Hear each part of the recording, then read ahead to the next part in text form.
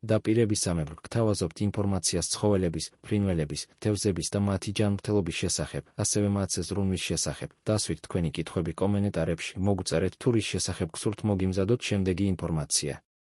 კატების კალიცივირუსული ინფექცია, კატების რინოტრაქეიტი. კატების კალიცივირუსული ინფექცია, ასევე ცნობილი როგორც კატების რესპირატორული დაავადება ან კატების რინოტრაქეიტი, საკმაოდ გავრცელებული დაავადებაა, რომელიც განსაკუთრებით ხშირია თავშესაფრებში მყოფ კატებში, მცირეწლოვან კნუტებსა და იმ კატებში, რომლებსაც ხშირი კონტაქტი აქვთ სხვა ცხოველებთან. ეს ინფექცია გამოწვეულია კატების კალიცივირუსით, EPSCV, რომელიც ერთ-ერთი ყველაზე გავრცელებული რესპირატორული ვირუსია კატებში. დაავადების მიზეზები. კატების კალიცივირუსული ინფექცია გამოწვეულია კატების კალიცივირუსით, რომელიც მიეკუთვნება Calicivieridae ოჯახს. ვირუსი საკმაოდ გამძლეა გარემოში და შეუძლია გადარჩეს რამდენიმე დღის განმავლობაში ზედაპირებზე. ინფექცია ძირითადად ვრცელდება შემდეგი გზებით. პირდაპირი კონტაქტი. ვირუსი გადაეცემა ინფიცირებული კატისგან ჯანმრთელ კატასთან პირდაპირი კონტაქტის გზით, მაგალითად, ცემინების, ხველების ან სეკრეტის საშუალებით.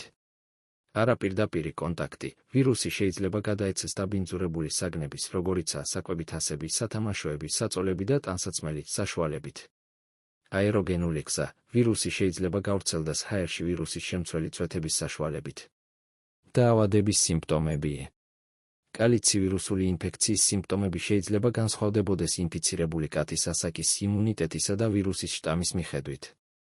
ძირითადი სიმპტომები მოიცავს: რესპირატორული სიმპტომები, ცემინება, ცხვირიდან გამონადენი, სეროზული, ლორწოვანი ან ჩირქოვანი, ხველა, სუნთქვის გაძნელება, კონიუნქტივიტი, თვალების სიცითლე და გამონადენი.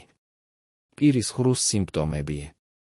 წყლულები პირის ღრუში, განსაკუთრებით ენაზე, ღრძილებზე და სასაზე. მადის დაკარგვა. ნერწყვდენა. ზოგადი სიმპტომები. აპათია და დაღლილობა. ცხელება. კუნთების ტკივილი. დეჰიდრატაცია, გაუწყლოება. იშვიათ შემთხვევებში შესაძლებელია კოჭლობა ან სახსრების ტკივილი. დაავადება შეიძლება იყოს მსუბუქი ფორმით, რომელიც გრძელდება რამდენიმე დღე, ან მძიმე ფორმით, რომელიც საჭიროებს ვეტერინარის ჩარევას. განსაკუთრებით საშიშია კალიცივირუსული ინფექცია პატარა კნუტებისთვის, რადგან შესაძლებელია გამოიწვიოს სიკვდილი. მკურნალობის მეთოდები და საშუალებები. კატების კალიცივირუსული ინფექციის მკურნალობა ძირითადად სიმპტომურია, რადგან ვირუსის საწინააღმდეგო სპეციფიკური მედიკამენტები არ არსებობს. მკურნალობის მიზანია სიმპტომების შემსუბუქება, ორგანიზმის დახმარება ინფექციასთან გამკლავებაში და მეორადი ინფექციების პრევენცია. მკურნალობის ძირითადი მიდგომები მოიცავს: დამხმარე თერაპია, ჰიდრატაცია, მნიშვნელოვანია კატის ორგანიზმის დატენიანება, განსაკუთრებით მაშინ, როდესაც მას მადა დაკარგული აქვს. გამოიყენება ელექტროლიტური ხსნარები პერორალურად ან ინტრავენურად. კვება.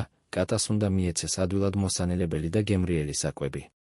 საჭიროების შემთხვევაში გამოიყენება სპეციალური საკვები ავადმყოფი კატებისთვის. თბილი და კომფორტული გარემო. კატას უნდა მიეწოდოს თბილი და მშვიდი ადგილი დასასვენებლად. ანტიბიოტიკები. ანტიბიოტიკები გამოიყენება მეორადი ბაქტერიული ინფექციების თავიდან ასაცილებლად ან სამკურნალოდ. ეს განსაკუთრებით მნიშვნელოვანია, თუ კატას აქვს ჩირქოვანი გამონადენი თვალებიდან ან ცხვირიდან. გამოიყენება ფართო სპექტრის ანტიბიოტიკები, როგორიცაა ამოქსიცილინი, დოქსიციკლინი ან ცეფალოსპორინები. ანთების საწინააღმდეგო საშუალებები. არასტეროიდული ანთების საწინააღმდეგო საშუალებები, როგორიცაა მელოქსიკამი ან რობენაკოქსიბი, შეიძლება დაინიშნოს ტკივილისა და ცხელების შესამსუბუქებლად. ეს პრეპარატები უნდა იქნას გამოყენებული ვეტერინარის რეკომენდაციით. ინტერფერონი. ზოგიერთ შემთხვევაში ვეტერინარს შეუძლია დანიშნოს კატის ინტერფერონი, რომელიც ხელს უწყობს ვირუსთან ბრძოლას და იმუნიტეტის გაძლიერებას. თვალისწვეთები. კონიუნქტივიტის დროს გამოიყენება თვალისწვეთები, რომლებიც შეიცავენ ანტიბიოტიკებს ან ანთების საწინააღმდეგო საშუალებებს. ხშირად გამოიყენება ტობრამიცინი, გენტამიცინი ან ფლორფენიკოლი. პირის ღრუს მკურნალობა. პირის ღრუს წყლულების სამკურნალოდ შეიძლება გამოყენებული იყოს სპეციალური გელები ან სავლები, რომლებიც ხელს უწყობენ წყლულების შეხორცებას და ტკივილის შემსუბუქებას. ხშირად გამოიყენება ქლორჰექსიდინი. სამკურნალო მედიკამენტების და საშუალებების ჩამონათვალი. ანტიბიოტიკები, ამოქსიცილინი, დოქსიციკლინი, ცეფალოსპორინები, ამოქსიცილინი პლუს კლაულანის მჟავა, არასტეროიდული ანთების საწინააღმდეგო საშუალებები, მელოქსიკამი, რობენაკოქსიბი, თვალის წვეთები, ტობრამიცინი, გენტამიცინი, ფლორფენიკოლი, პირის ღრუსწავლები გელები, ქლორჰექსიდინი, კატის ინტერფერონი, ელექტროლიტური ხსნარები, რინგერის ხსნარი, გლუკოზის ხსნარი. ვაქცინაცია. ვაქცინაცია არის კალიცივირუსული ინფექციის პრევენციის საუკეთესო საშუალება. რეკომენდებულია კნუტების ვაქცინაცია 8-10 კვირის ასაკიდან და შემდგომი რევაქცინაცია. ჰიგიენა. მნიშვნელოვანია ჰიგიენის დაცვა, კატებისათვის განკუთვნილი საგნების რეგულარული დეზინფექცია და ინფიცირებული კატების იზოლირება.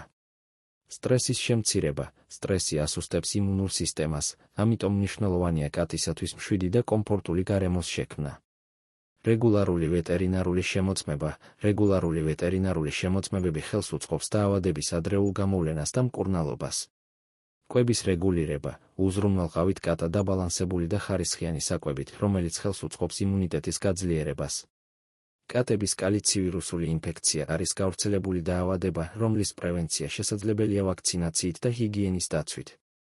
დროული მკურნალობა და სათანადო მოვლა ხელს უწყობს დაავადების სიმპტომების შემსუბუქებას და ცხოველის გამოჯანმრთელებას. მნიშვნელოვანია, რომ ნებისმიერი სიმპტომის გამოვლენის შემთხვევაში დაუყოვნებლივ მიმართოთ ვეტერინარს. დასვით თქვენი კითხვები კომენტარებში, ასევე მოგწერეთ თქვენი კითხვები და არ დაგავიწყდეთ ჩვენი არხის გამოწერა, რათა გაიგოთ უფრო მეტი ინფორმაცია.